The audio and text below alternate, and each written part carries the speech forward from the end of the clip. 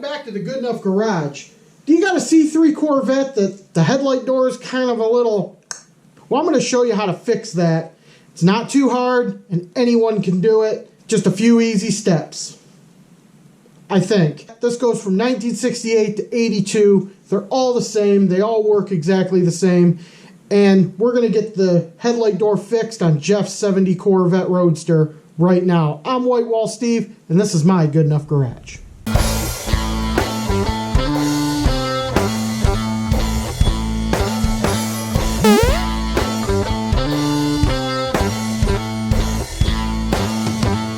So here's Jeff's 70 Corvette, and as you can see, this headlight door is a little sag. This one's nice and flush, but we're going to bring this one up here. I'm going to show you how to do that. We got to go up from up underneath, but you don't really have to jack the car up to do this. You can pretty much do this with the car on the ground. I mean, if you have it up in the air, it does make it easier, but I'm not going to bother jacking it up for this. But first thing we're going to do is get this grill off.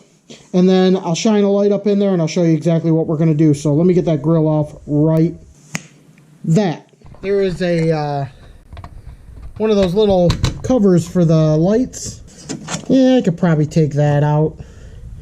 Might make things a little bit easier for you guys to see. So give me 1 second and I'll take that out. Okay, now that we got that all out, let's get some light in here. All right, so I got the headlight up. So we're going to take this spring off. This spring off. You could do that with a pair of needle nose pliers. Take these two springs off, and then there's a cotter pin right here. You want to get that cotter pin out, and then you want to pull this pin out, and it'll only come out this way.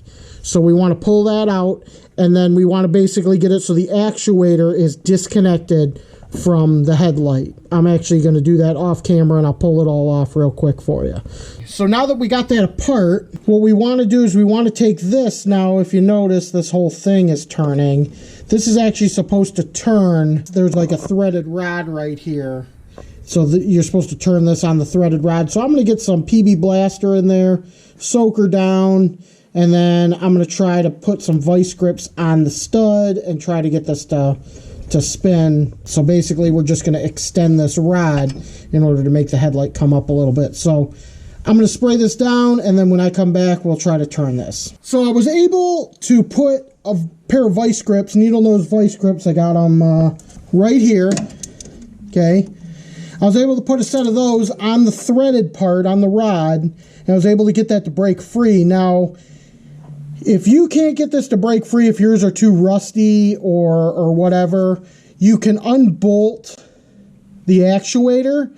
You only got 4 bolts and then 2 vacuum lines, and you could pull that actuator out, take it over to the bench, and get it broke loose. But I was able to get this one broke loose. Now we're going to do our 1 full turn. So there's 1 and there's 2.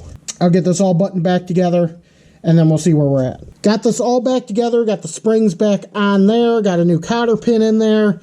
So let's put this down and see what she looks like. So we're just gonna, you gotta actually just kind of pull it right there. Let this thing drop. And let's see what we're looking like up top. And look at that.